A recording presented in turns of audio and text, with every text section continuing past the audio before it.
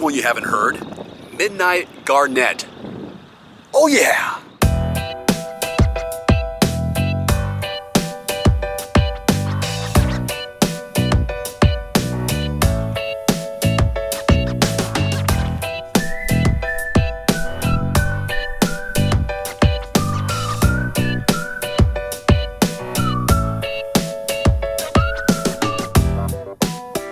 Everyman Driver Nation, Dave Erickson here, and my first look impressions of this 2015 Nissan Armada SL 4x4.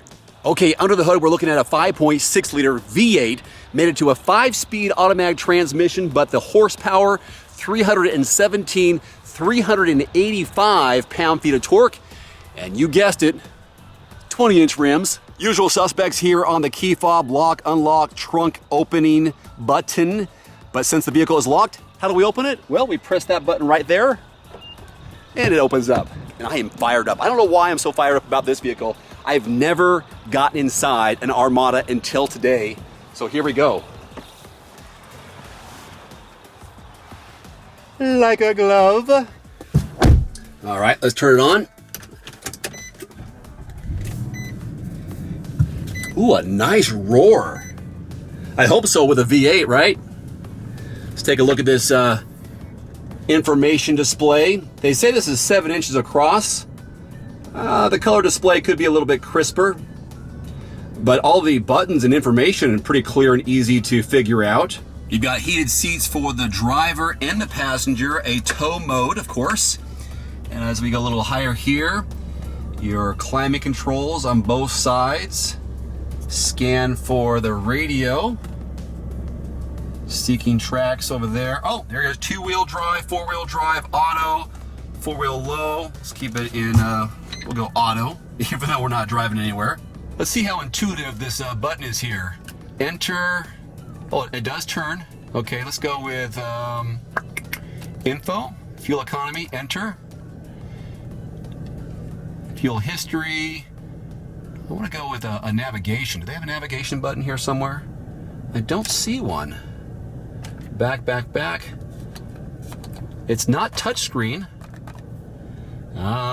This needs to be upgraded, or maybe I need a better trim level here.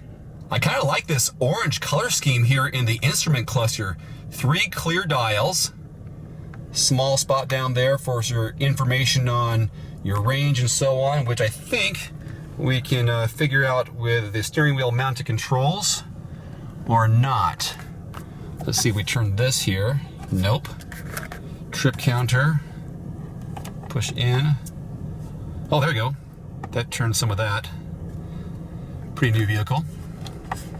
Okay, outside temperature 55. Pressing in. Turn it. Let's see, display. Press enter, back. Okay. I don't like this as much, but that's okay. There's lots more to like. Looks like you can control the climate in the rear seats with some controls right here, and also open the sunroof. Okay. And he said, let there be light. All right, we've got 3 rows of seating here. Let's take a look at the middle row. Personally, I like the styling of not only the Armada, but also the Xterra and the Pathfinder. You know, I kind of like these square edges, but that's probably just my personality. And the door handle here on the side as opposed to down below. Okay, let's see what a guy who's 5'11", how he fits in this second row of seats. And wow, I am leaned back quite a bit, but I think I can make that adjustment here behind me. Ah, there you go. All right, here's realistic legroom. Pretty darn good, don't you think? Space here for some magazines and whatever else. Oh, blank handles here up on the side, on both sides. Now this is interesting. They have a drop down, looks like it's just a container right here, but also run right here. Maybe that's just for, I don't know, you can put some entertainment systems back there later if you want to upgrade. Not quite sure. And here again is the climate controls for the rear passengers. Maybe the front is for this rear and this rear is for that rear.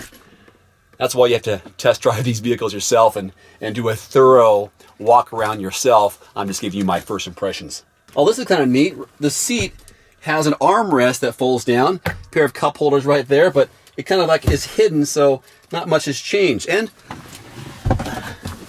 there we go.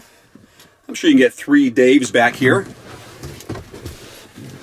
Here's a look at that third row of seats and how much room right now as it stands behind the second row to the third row. That looks like more than usual. I kind of like that. And here are those climate controls I was telling you about that are up there. This one right there for the middle, so I think that's for the back. And then this, and this must be for the middle row. So middle row, and this stuff here for the back row. That's my guess. Time to take a look at your cargo room and trunk space. Or should we take a look at the third row of seats? Let's see if we can get back there. So that's one lever. And maybe I'm not doing this right, but shouldn't this come up one more time? Well, I can't do it. So here's a quick look at the back seat. I think it's some pretty good space there, actually. I can see myself back there. Can you see yourself back there? I think I just figured out what I was missing. There is a pull tab here in the seat. I pull this up. Ah, see what happens there? And now, oops. Let's see, let's pull that down, and then we'll pull this down. Okay, maybe that's how you do it. So now I can walk in. That's a little better. Okay. See? I knew I could probably figure it out. It just took me a few extra minutes. So there it is. Oh, headroom. Ugh. Headroom a little bit tight for a guy who's 5'11". But as I always say, third rows in these 3-row passenger SUVs, unless they're for the youngsters and the little ones, probably want to fold them down and take advantage of the cargo room, which we will take a look at next. All your trailer hitch information here. It says trailer weight, 10,000 pounds, tongue weight, 1,000 pounds. Vehicle capacity may differ from hitch rating. See owner's manual, complete towing information, Nissan. Here is your backup camera. Let's go ahead and just hold the button and open this up. There it is. So this is good. See, this is what I'm talking about. This is a good amount of space behind the third row. Much better, I think, than that Infiniti QX80 all-wheel drive that we took a look at earlier. And below this, something, not much, but something.